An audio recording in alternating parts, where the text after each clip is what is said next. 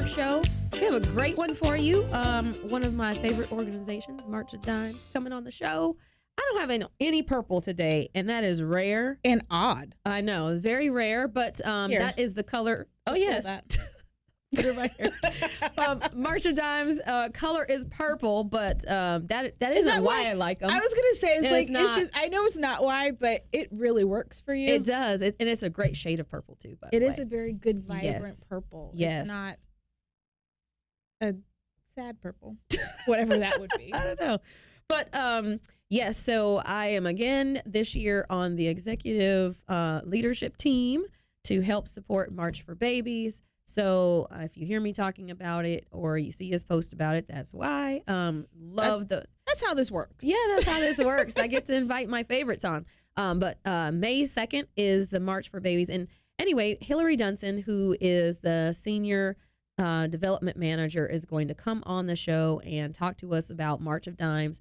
So if you haven't caught one of our previous interviews about March for Dimes, you're in for a treat. You're going to learn about the organization, about what they do in the space of advocacy and research and education, and then also about how you can tap in a really cool, interesting, fun way and just make it easy on yourself. Do something great for the future of moms and babies here in the state of Georgia. So Yeah, because we need the help.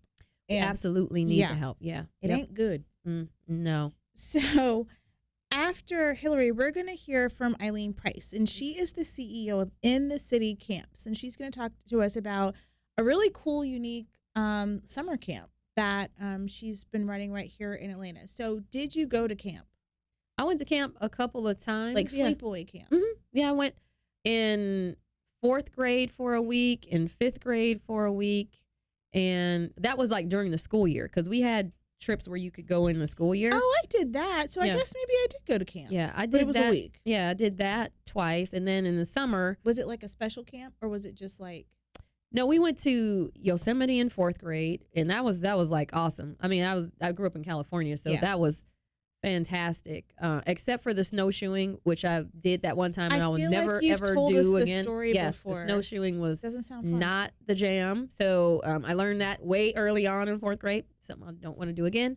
And then in 5th grade, I don't remember what the camp name was, but it was kind of the same concept. It was like out in this mountainy type place, and then I did camp with my daughter when she was a Girl Scout. We went to overnight camp with the Girl Scouts, and then that was probably the one I will not ever do again.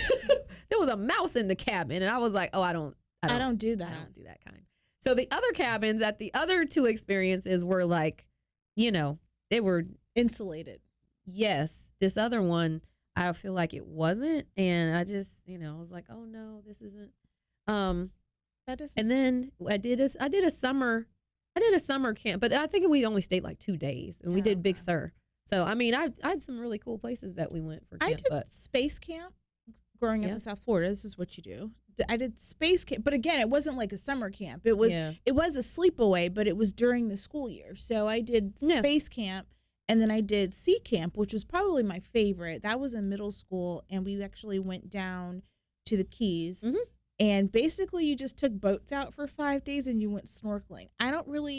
Granted, I'm sure we learned something, but you just don't remember it. Thinking back, I'm like, I remember playing volleyball. I remember going swimming and like waking up and like going out on boats all day. And then, we remember, like disposable cameras. Mm-hmm. So this was like when the waterproof disposable cameras were coming out. And then I don't think I ever had that one because I feel like it probably wouldn't have worked. Did it work? Yeah. Oh, okay. Like you could literally put them down. But it had that cardboard on it. It had that cardboard. No, it had plastic around the cardboard so you could take it down into the water. That's so funny that those things had cardboard on it. They were cardboard. I bought that for a gag gift like a couple years ago for somebody. A disposable camera? Disposable camera and a photo album.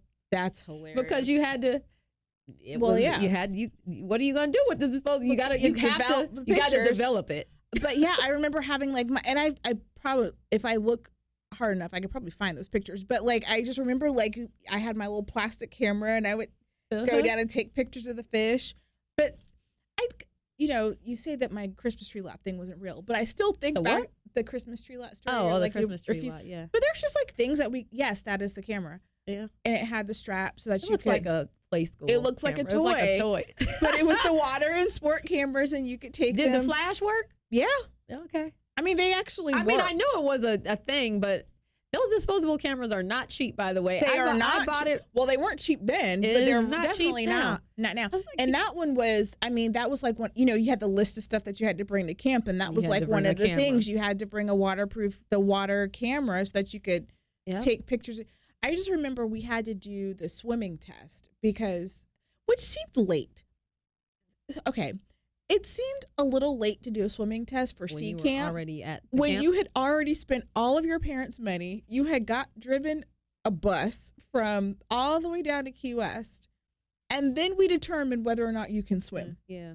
Well, maybe you could put it on there, but then if you told the story and you couldn't swim, but they had to validate that. The messed up thing though, the swim test, there was like this lagoon. It wasn't a pool. Mm-hmm. And I'm sure there were lifeguards somewhere, but I don't remember them. Like in my mind, I don't remember them. Yeah. But there was like this lagoon in the middle of the camp, and it was kind of like bunks and not weird, but it was like a camp. It wasn't ritzy. So there was like this lagoon thing, and they're like, swim out to the buoy, swim over here, stand there, tread water long enough to tell a joke, and then swim back. And I was like, it's not crazy. Did you have a life vest on? No, because you had to swim. Yeah. So that was the crazy part. I was like, so if you had, they wanted to validate it.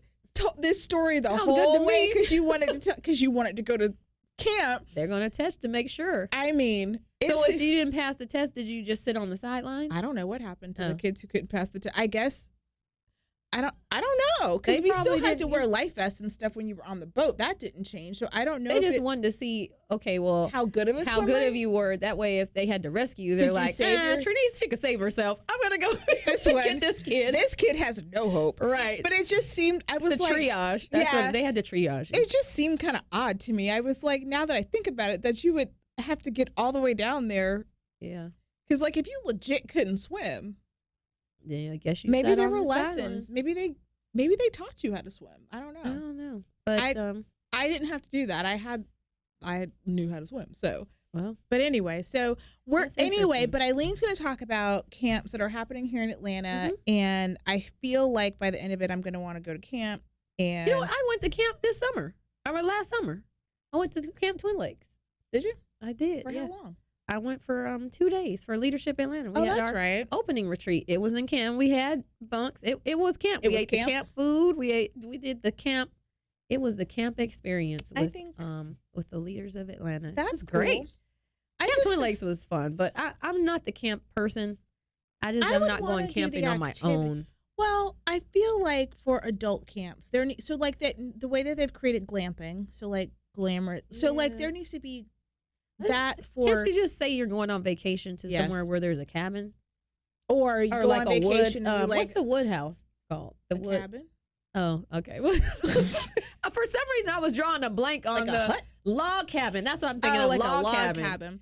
I mean, I guess because they have those really fancy ones like are on HGTV that you go on and you just open the door and look at the snow. You don't actually go in it. Right, but but there's something to say about the experience and like going with people and doing the activities and that's where Dale is. Dale, our camera. He's at camp. He left us to go to camp. That's true. I guess. And he went to camp in a really cool place. So can you call it camp if you just go on? So like he's in an RV. I feel like that's camp. That's camp. If I get a group of people and say we rent a boat and we go. If you go in your backyard is camping. They call that, if you get a tent. No, in not your camping. Backyard. I don't mean camp. I don't mean camping. I mean like go to camp. Like can you just call anything camp? So like if I get a group of friends and we get a boat really for a call week that camp. And we do activities like we swim, we snorkel, whatever. I think that's just vacation. You can't call that camp. I'm going to I think it has to be like a destination. Like you're going to this, they call it I went camp. to sea camp, and that was, if I did all of those things just on a better boat, is that not still camp?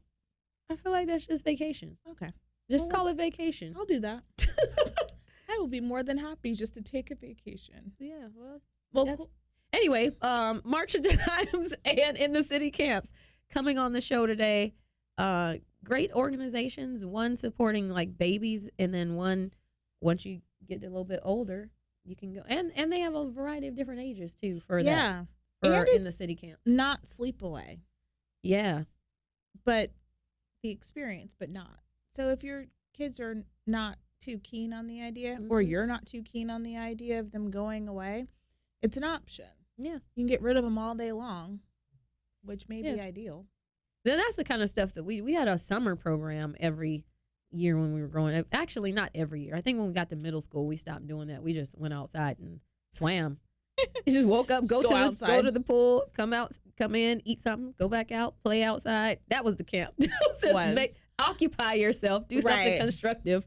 Something until your parents get home. Both my parents were educators, so they were home. Yeah. So that was our time, for the most part, to go on vacations and that kind of stuff. So now that I think about it, it makes sense. But like when my mom would pack us off to her mom for 2 weeks. So I guess that was camp, because that was going off into the country and we had to go out there and pick peas and dig farm camp. It was farm camp and it was free. So even better. That's even better, yeah.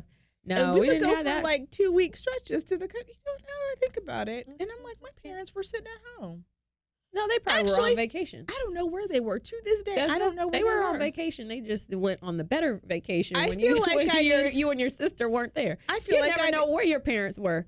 They might have been in Rome or something. I need to call my dad when I leave here. He's not going to tell you. He probably won't. Anyway. You don't need to know what I was doing. I was busy. That's what he was. He was busy. That's probably true. Yeah. And on that note, we'll be back after the break with Hillary with the March Dimes. You're listening to The Good Work Show. To learn more about the show and how your company can tell their story, like us on Facebook and follow us on Twitter @GoodWorkShow. Audience, welcome back to The Good Work Show. We are excited to be sitting here with a representative from one of our favorite nonprofits, March of Dimes. Yay! See, this is why we need the applause button. I know, this is why, because my little applause isn't that great. But Hillary Dunson is the Senior Development Manager for March of Dimes, the Atlanta branch. And so welcome to the show. Thank you. Thanks for having me. Yeah, so March of Dimes has been on a couple times for the show. We talk about March of Dimes a lot.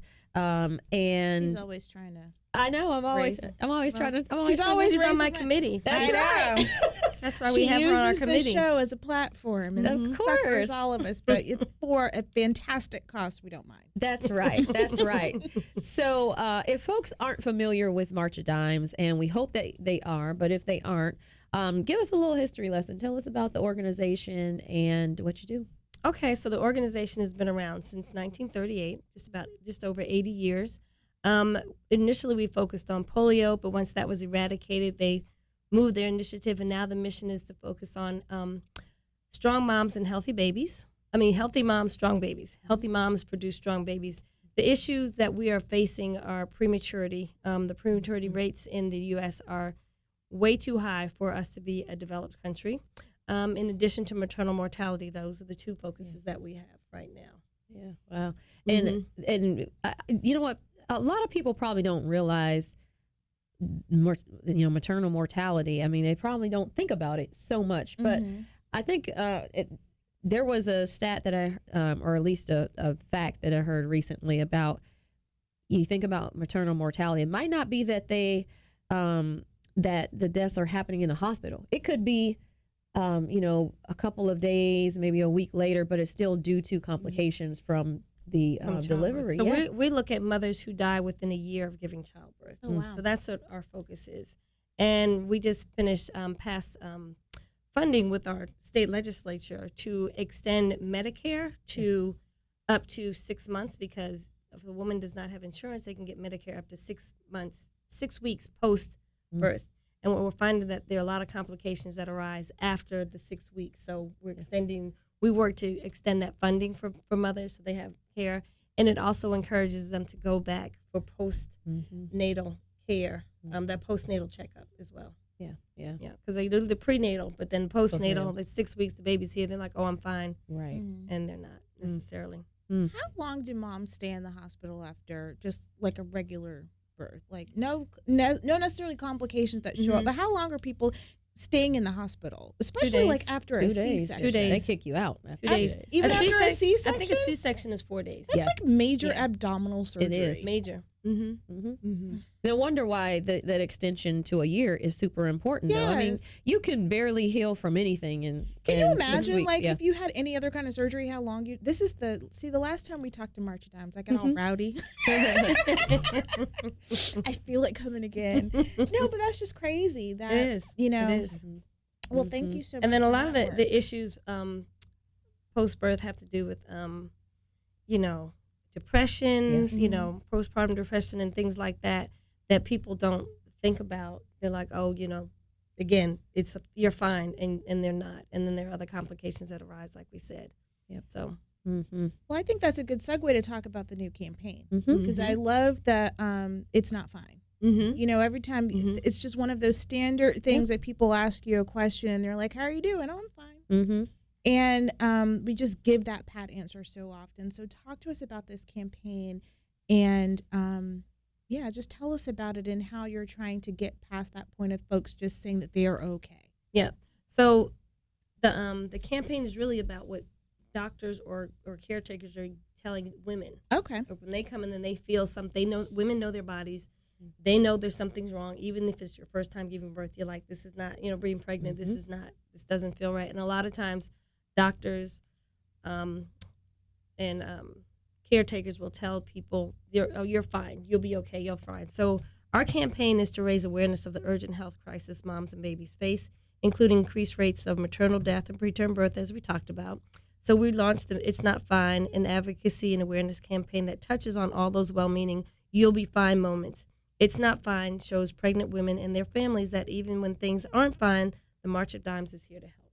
Mm-hmm. So That's that's what the campaign is all about. And there are so many examples, and I think one of the most prominent ones in the last couple of years was Serena Williams, where this is a world-class athlete. She more than probably most people on the planet knows how her body works. Yes. And and I think if she was on a tennis court or any other place in her life, if she said this doesn't feel right, you'd have that people all around there because it's like, oh, we can't have our tennis star out there with a bad foot or a bad pinky finger or something. But as soon as she was in that space of giving birth, it was like you'll be fine. You'll be fine. Yeah. So there was a case a few years ago. The husband's name is Charles Johnson. You know that. Yep. Judge Judy Hatchett, Judge Hatchett's son, his wife actually died after giving birth. She was in California at Sinai Hospital. She actually had internal bleeding, and she kept saying something's not right, something's not right. I don't feel okay. Something's not right. And a doctor actually told her that you are not a priority right now. There are other patients that are taking priority over you right now. By the time they got to her, the bleeding was, her insides have been taken over with blood, and she ended up passing away like a few hours later. And that was one of those situations. You're fine. You'll be okay. You're just feeling some discomfort after giving birth, and she was not, and she passed away. Yeah. So her husband, he has a campaign now, really just raising awareness about that situation. Yeah, yeah. That's we have heard that story. Many people might have seen him, kind of tell that story. It's just beyond tragic. But then also there are so many others, and March of Dimes events, and the families that you have, the ambassador families who can tell those stories of. In almost all the cases, the moms are saying, "I just knew something wasn't right," and call it whatever you want. People know, being in tune with their body. Maybe it's women's intuition, but knowing that their bodies are not fine, their babies aren't fine, and the science behind it doesn't even need the support. We have facts. Yes, we have people. facts. We have people who can really point to it and say, "I knew this. I knew something." And you hear that all the time, don't you? We hear it all the time. We hear it all the time. And in fact, the March of Dimes is working on what we call implicit bias training. So this is called implicit bias, when people are looking at you and you're like, you don't know what you're talking about. You're fine. Everything's okay. So we're looking at doing this training with caregivers, healthcare workers, in terms of understanding when someone's saying that you cannot look at a person and judge and assume that they know what they're talking about, or you think they don't know what they're talking about. So yeah, implicit bias is another program that we are working on developing. That's huge. Yeah, I would imagine that's really big for people. We talk about the numbers, the rates with especially among women of color, whether it's women of lower socioeconomic status, where it might be easier to pass off and say, "Oh, well, you don't know. You've never done this before, especially if it's a first baby. You don't know. You don't know what to expect. You don't know what's going on. Yeah. I've seen this 1,000 times, but being able, and then also helping those moms be able to have the tools to stand up to know, like, no, this isn't okay. This is, and just advocate for yourself. Yeah. Yeah. Absolutely. So one of the things that I think, the It's Fine campaign definitely focuses on those healthcare, but you could easily take that and apply it to what you all have been doing for the last couple of years is the grades for the different states and different communities and what that means to have a baby. And so sadly, we're here to report because the last time we were talking about Georgia, we had a grade of a D and now we're at an F. So, yes. So our rates have gone up. Yeah, so it's not good. Yeah. So this is a report card that is produced by the March of Dimes. So we produce our own report card, and it's based on, it goes state by state. There are some states in this country that have A's, but down here in the Southeast, a lot of us have an F. And there are a lot of different factors. One of the biggest factors in Georgia is that we have 159 counties. 77 of the counties in Georgia do not have a birthing hospital or OBGYNs in their county. I think this is when I got rowdy. Yeah. So that is just, so you think of, we're here in Atlanta and we have 4 or 5 birthing hospitals right here within 10-mile radius. But you go to rural Georgia and people are driving 2 and 3 counties to get any kind of care.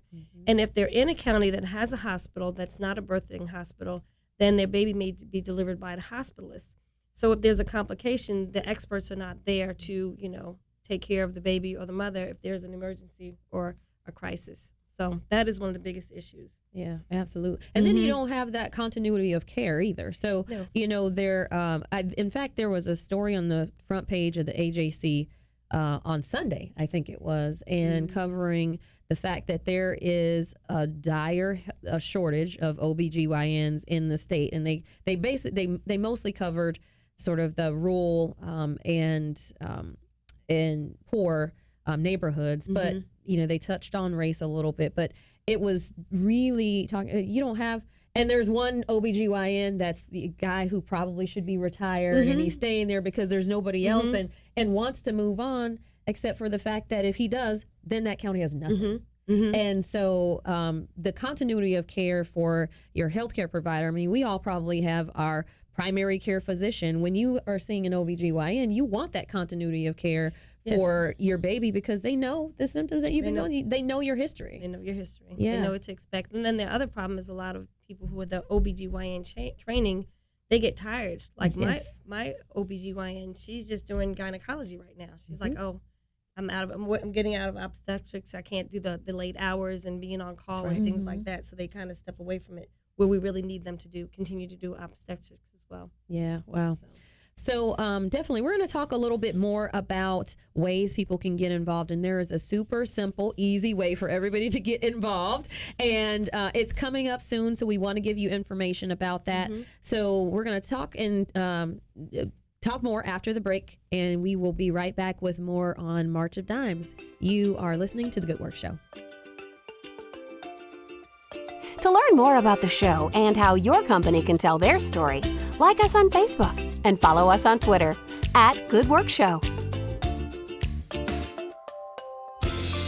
Audience, and welcome back to The Good Work Show. We have been chatting with our friend from March of Dimes, Miss Hillary Dunson, who is the Senior Development Manager, and talking about, we talked about March of Dimes and how it came to be and what we're focusing on now, which is Healthy Moms, Strong Babies, the new campaign, and really some of the work that March of Dimes has been doing in terms of, we touched on a little bit of advocacy, but also in supporting, in getting the information out there, because a lot of people probably don't know. And someone asked me, or someone told me recently, I mentioned that I was, working with March of Dimes in a volunteer capacity, and he said that his mom was an avid supporter of March of Dimes, and he remembered her getting all the dimes. And I think we talk about March of Dimes a lot, but you know, it's not necessarily about the dimes anymore, but it is. So talk to us about the name of it, because I think a lot of people might remember that from, you know, back in the day. That was their initial campaign in terms of fundraising. You would get these booklets and they would ask you to fill it up with dimes, and I think it was like 10 dimes, so it totaled $1. But think about if they got to a huge, you know, community with 1,000 people and everybody turned in $1, that's $1,000 fundraised there. So that's how we got the name, and that is why it's important that we talk about the March of Dimes, because when you say March of Dimes, people are like, what is that? Like, you know what the American Cancer Society is about and things like that. But March of Dimes, you know, we change our mission because polio was eradicated, so now it's prematurity. But yeah, so that's where that's how the campaign started. Yeah, that's right. And you can still give dimes, everybody. Yes. But we just want you to give them in the form of a paper. In a paper. Just more of them.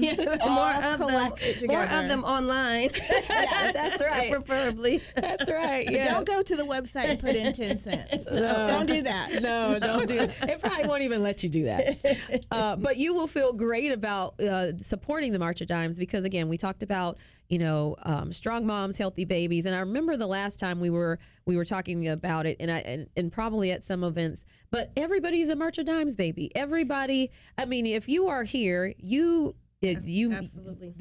Your mom went through a pregnancy and she and a childbirth, and you grew up, and truly none of us have polio. That is true. Yes, you know, so we all have benefited from March of Dimes in some way, and there's a way that people can. There's many ways that people can give back.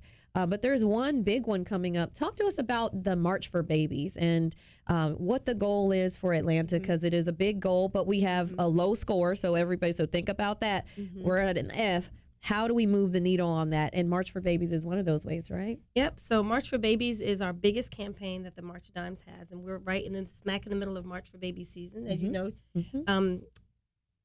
Elaine was at our kickoff on Sunday, which is at Mercedes-Benz of Buckhead, their showroom. They held that for us. So we are in the throes of March for Baby season. And so this is what we call our fundraising season. People have teams. We have corporate teams, civic teams, family teams. People pull together teams of about 10 people, and they raise money for the March of Dimes. And then it's culminated with a walk that we have on May 2nd, 2020, this year. And it's actually our 50th anniversary, so we're excited. It's 50th anniversary of March for Babies. And it's a 5K walk that will be held in historic Fourth Ward Park. It's a fun event. It's kind of a festival-type event, and then there's a 5K in between, and then we have events before the walk and after the walk. The way you can sign up is marchforbabies.org/event/Atlanta, and the Atlanta walk is the largest walk in the southeastern region, so we're really excited about that. We have over 6,000 people that attend, and our goal this year is to raise $1 million. Wow. So we're at $250,000 now, so we just have $750,000 to go. So well, I haven't made my we need y'all to help yet. that. Yeah. Teresa's going to get us $500,000. You can get us $500,000. We'd There appreciate you go. that. So it's easy to sign up, just like on that link that I said, and sign up as a team captain, and then recruit 10 people to be on your team. Ask them each to raise $50, $100, set your goal, and, then you're off. And we have incentives for people that hit certain levels. And it's a fun day. You get a T-shirt, you get all that stuff. We have, it's also a family fun day. It's a family walk. People are there with strollers, with their dogs, everything. We have a kids zone. We have a family teams tent, a family tent, and different things like that for people to do. Publix is one of our huge supporters. They actually donate food. They volunteer. Is there Publix cake? No. Publix bananas. Yes. And fruit. Yes. Publix fruit, bananas, and water. And nice and healthy things. Okay. Yeah. Publix. Northside Hospital is our big presenting sponsor, and WellStar is our platinum sponsor. So yeah, a lot of hospital support. Absolutely. So this are we doing the superhero sprint again? Yes, we are. The superhero sprint is it's a little race that we have. It's like a 100-yard dash for babies who graduated out of the NICU. So the NICU is the neonatal ICU, which a lot of the babies, have made it through. So NICU, if they make it through the NICU, we call them NICU grads. So we do a superhero sprint. They have little purple capes, and they run a 100-yard dash right before the 5K. So yeah, it's super fun and very cute, and they are superheroes. They are superheroes. Yes, they made it through the NICU. absolutely. Yeah, so important. So when we raise this $1 million, because it's going to happen, obviously. Sure. Yes. Talk to us a little bit about the other research that the March of Dimes is doing, because it's not just about advocacy and it's not just about kind of counting the results. You're also helping to continue to push that. I mean, you fixed polio, so we did that. Yep. So what is the next thing on the horizon when it comes to the actual research that's going on to help improve the lives of moms and babies? So we have done, so first I want to start with kind of what we're doing locally. So locally, one of the biggest things that we have is what we call a NICU family support specialist. So right here in Atlanta Medical Center, we have a NICU family support employee that's an employee of the March of Dimes, and they work within the hospital, and they help families who experienced, who have a baby in the NICU. So they kind of educate them, do a little counseling, that kind of thing. So some of those dollars go directly to help that person's salary. We also have, and we've given $250,000 to the Grady Hospital Foundation, and they actually have an Angel 2 ambulance, which is a neonatal transport for babies. If the baby's at Grady and there's some complications and maybe they need to go to CHOA, that ambulance will be used to transport them. Now, some of the research we've done, we developed a new blood test for women that the blood test women will take when they're pregnant, and it'll help determine if they're going to have a preterm birth or not. Wow. Yes. And then there's also what we call a newborn screening, which is done on the mother while the baby's in her stomach. These screenings are done to determine, again, if the baby is going to be premature. Because if you know in advance you're going to have a premature birth, you can do things for the mother, like put them on bed rest, different things like that to reduce, to help the baby go full term. So Yeah, those are some of the things we're doing. Yeah, huge. Yeah, and super important, because not only having the bed rest, which is important, but also being able to prepare. So you can prepare your home, you can prepare your family, but then when you have premature babies, there's also there may be complications with respiratory, or there's just so many things that you need to plan for. And if you have that information in advance, the technology is such that we can now know, then you can definitely plan for that. Food just could be, I mean, you may have to, there are different ways that babies have to eat when they're premature. So all those things are super important to know ahead of time. And I think the other thing is psychologically. I have our last ambassador family from last year, their baby was in the NICU for 15 months. Wow. And she said that she'd done everything she was supposed to. Everything was normal, and she had her, the baby was born early, Mackenzie, who's 14 and thriving right now. But her mom told me, she said, I was home, I went to the hospital to have Mackenzie, and, I was expecting to go home with a baby. Right. She said, I was 15 months. It was 15 months, and she was not home. She said there were days where I was just crying because I had a nursery set up, I had all this stuff, and I couldn't even bring my baby home. So it's also psychological. If you know, like, okay, baby may be premature, let's just plan, let's just know that she's not coming home with us, or he's not coming home with us. So that was, when she told me that, I mean, it just hit me, because my babies were not premature. I was blessed, and they both came home with me in 2 days. Just 2 days. But I just could imagine that feeling. You have all these plans, and then you go through all of you the go stuff. through all of Yes. the stuff. And then you're like, Well, yeah, Well, then like I have to people go to asking you hospital about it too. yeah, and you exactly. just get in the car and go home the way you came. It feels Yeah. like you went through a whole lot. And It feels, Yeah. There's something about that feeling. So if you know in advance, at least you can kind of prepare for that. Absolutely. I was jaundiced when I was born. My mother, that was the one thing my mom said. She's like, I'm not living here without my baby. So either I'm going to stay here. Wow. Yeah. Or So did they let her stay all the whole time? They didn't kick her out over the 2 no, days. they left, but they're like, all right, so you're going to take the little baby home. And she was a little yellow. I was a little yellow because I was jaundiced, and they stuck me in the window. I mean, we live in South Florida. So that's what they did. But she was like, I'm not leaving this hospital She's like, without my no. baby. Yeah, So yeah. It is. I can imagine that would be It's a big lot. deal. It's Yeah. emotional. So definitely love the work that March of Dimes is doing. We got March for Babies coming up May 2nd. If folks are, and they should definitely support that with a team or a sponsorship or both, and then come out for the walk. other opportunities for them to plug in. Really, they can donate at any point, right? So yes, you can donate at any point. I mean, we take donations year round, and then we actually have 14 walks going on within the Atlanta metro area. The Atlanta one is the largest walk. They're out in, we have one in Cobb County, we have one in Forsyth, North Fulton, Hall County, all over. You can go on our website and figure out where all the other walks are. And then we have several special events that are coming up. We have Atlanta Women of Distinction, which is in the fall, and then Nurse of the Year, which is in November. And we always love to take donations, especially for the hospitals, in November, which is Prematurity Awareness Month. That's another great, we do a big push then. Absolutely. For donations as well.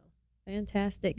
Well, Hillary, thank you so much for the work that you're doing for March of Dimes, and just continuing to fight for moms and babies, because without moms and babies, where the rest of us gonna be? That's it. No, That's it. A wrap. So you would want to support moms and babies. I'm just saying. No, otherwise, there is no us. So thank you so much for coming by. Thank you for having me. Absolutely.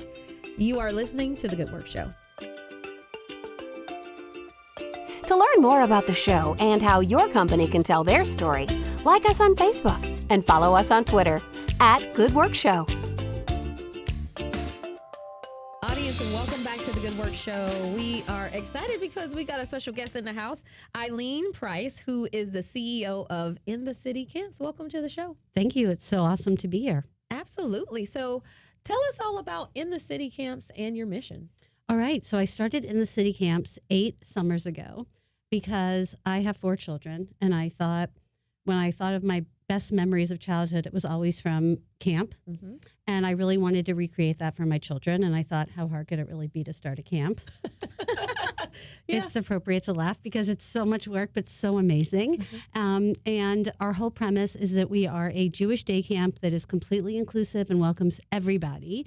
And we are a day camp that replicates the magic of overnight camp, allowing kids to experience the personal growth, the cultural growth, creating community, and then going home and sharing it with their families at night, where at overnight camp, you don't get to do that. The real reason I did that also is when I did more research, I learned that 90% of the marketplace isn't going to go to overnight camp. They can't afford it. It's not appropriate for their child. And I felt like, why should 90% of the marketplace miss out on the growth that happens in the summer? So we've gone from 65 unique users to 800 in 8 summers, from 1 location to 3 locations. That's fantastic. That is fantastic. So speaking as a kid who grew up with 2 educators as parents, so they had summers off, so I never went to camp because, we did family stuff on the vacation. Tell us a little bit about why you think summer camps are important. Like so you talked about growth and that kind of stuff, but what are kids, not just necessarily your camp, but just the idea of going to camp? What do you get out of it? Sure. So I think summer is a time where there is tremendous growth opportunities, but parents don't necessarily see it because it's not a formal education setting. And I often say, like, would you want your future leader laying on the couch playing video games? Because that's probably what's happening right now, unless they're in a supervised environment. So what I think, or what I know is happening at camp, is they are learning the important skill of resiliency, which today in the world, most children don't have an opportunity to learn: collaboration, communication skills, responsibility, independence, and then also how to be a part of a greater community. Who are you? How do you fit into that? So, it's important for kids to have these experiences if we want our future leaders to be strong and resilient. And in today's world, we need those skills desperately. Yeah. So tell us, how do you teach those skills? So what are the types of activities that the kids are doing at the camp when you're talking about resiliency or communication or leadership? Sure. Okay. Well, first of all, what we decided to do was that we looked around at all the camps out there, and what we saw was that most people were not giving campers choice in their activities. So if you go to a specialty camp, you're doing that. But if you're just at a regular camp, they're telling you, here's what you're going to do. So what we decided was to flip the model on its head and allow the child to drive their experience. So every day there are 4 activity choices. In Hebrew, we call them pe'ulot, but it just means an activity choice. In all of those activity options, there are adults who are specialists in their field teaching the activity. So the child is opting in and growing and learning. And in that, you're seeing a lot of self-advocation, communication skills. It is mixed age and mixed gender because we have so much happening on campus. And then you're getting to either be the leader or the learner or the teacher. And so you're playing a lot of roles as you're a child at our camp. So that's one way we do it. Every Wednesday, we take a community field trip. Sometimes we'll take 9 buses to an activity.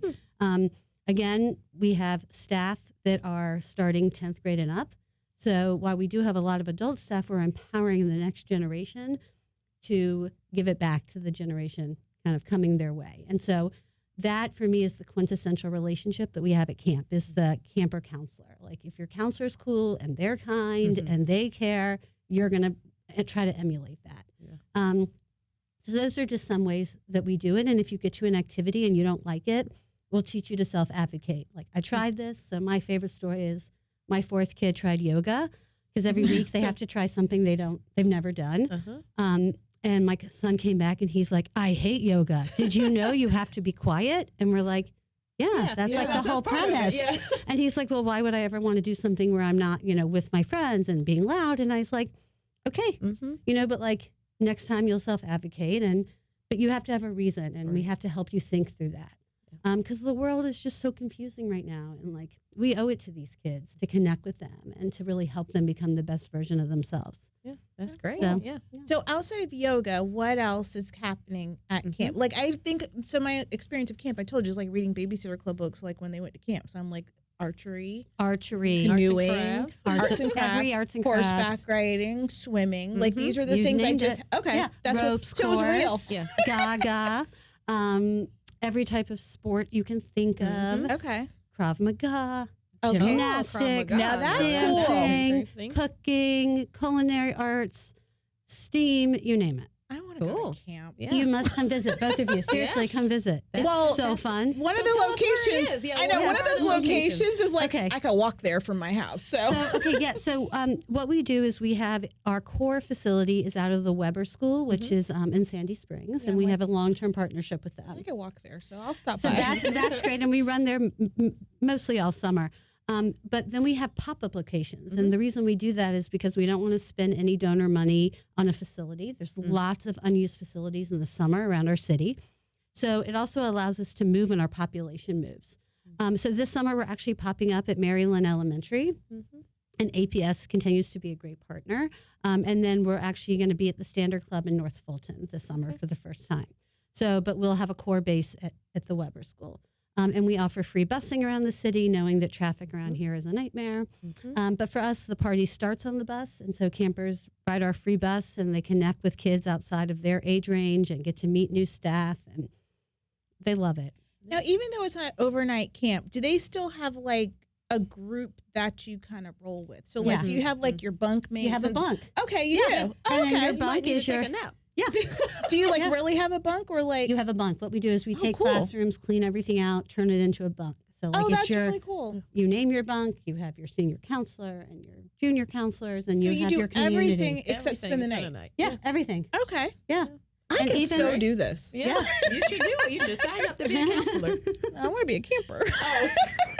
You just want to do Maybe the fun we stuff. should do that. Yeah. Could you imagine like adult? Well, there are some. adult There are adult camps, and I think about it a lot because I'm like, I feel like I would appreciate like naps. I feel like you appreciate stuff a lot better. Camp. Yeah. No? It's too much outside. No, but the bunk is inside the classroom. Yeah, so the bunk is I know, inside. I'm not going to And sleep outside. every hour, That's kind of like camp, though. each of you could be happy at our camp, though, because we have indoor and outdoor activities. Okay. So you can choose. Yeah, and we can choose. That's the selection. This is not like a prescribed list No. of this is what everybody's doing today. Who wants to do what everybody's doing? Yeah, that's true. Yeah, that's true. So tell us about the food at camp. Okay, so at camp, mostly you bring your own food. Okay. Yeah. Because there's a lot of allergies today. Yes. Yeah. And I want parents to feel safe with their child. Anything that we provide at camp is both kosher because we want anybody in the Jewish community to feel like they can eat. And then we do everything we can to accommodate. With that being said, we have this concept, which is canteen, and that happens kind of at overnight camp. When you go to your rest hour, they send you home with a candy bar. So we didn't want to do the candy bar thing, but every child brings $1. And throughout the day, you get to decide when do you want to spend your dollar, what healthy-ish snack are you going to purchase from Canteen. You can kind of go with your friend and bring it back to your bunk during a break time. So really trying to make all those elements. But yeah, there's not a lot of food provided. But you still get to spend that dollar, which is for a lot of kids, that should probably be fun. Oh my gosh, it is the biggest joy for them. Yeah. Imagine your parent giving you $1 and saying like, I don't really care what you buy. Right. Because we've already curated it. So it's like, so anything there's good. Yeah. Yeah. That's but no hot dogs on a stick at a campfire. No. No s'mores. Only at winter camp. Okay. Yes. Okay. Oh, so there's a winter camp. We do winter camp at the Weber School. 1 to 2 weeks over the Christmas break. Okay, so tell us about dates and how people find out, because it's time. Yeah, it's time. Yeah. Looking. So we run the month of June at Maryland Elementary. Then we run the month of July up in North Fulton at the Standard Club. And then all summer is basically at the Weber location. You can go onto our website at www.inthecitycamps.org and sign up, and we give away scholarship. We want to make camp affordable and accessible for everybody who wants to enjoy camp. We are incredibly inclusive, so we encourage families who might not have found the right safe place for their child to call us and see if we could be a good fit for them. The more diverse our community is, the more we can all grow and, all become better people. So that's kind of how we see it. And what are the age ranges? Yeah. We do kindergarten through 6th grade. Okay. And then we actually have a business program, which is on our website as well, for 7th, 8th, and 9th graders. And then children rising 10th graders are encouraged to work for us, and we pay really well. And I mention that because usually in the nonprofit space, they don't necessarily pay well, but I really value this next generation. And we have a 60% staff retention rate. So once the kids come, they stay with us. We're able to help matriculate them up, and then hopefully help them get real jobs when they're done with college. Nice. So kind of rooting for our community in that way. Is there transportation for the counselors? Yes, counselors are able to ride on the bus, and often we will compensate them to be a bus counselor. Oh, fantastic. Yeah. So lots of ways to get involved. So inthecitycamps.org is the website. And deadline for submission for this year? I would encourage anybody who's interested in working to ASAP, and some of the bunks are already filled, but go on our website or give us a call and let us try to help you. All right. So time is running out. So I know it's like earlier and earlier. It's like first day of school, sign up for camp. Like it's time. You got to plan for it. You got to plan for it. You can sign up by the week, by the day, by the month. We're incredibly flexible. Okay, fantastic. Cool. Well, thank you so much, Eileen, for coming on the show. Thanks for having me. Telling us all about In the City Camp. So don't forget, the website is inthecitycamps.org. They've got 3 locations. Summertime is coming up. You got to make your plans. All age ranges, and even for the older kids who want to use it as summer employment. Great opportunity for that. So thank you so much for coming on. Thank you. This was awesome.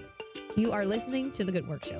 To learn more about the show and how your company can tell their story, like us on Facebook and follow us on Twitter @Good Work Show.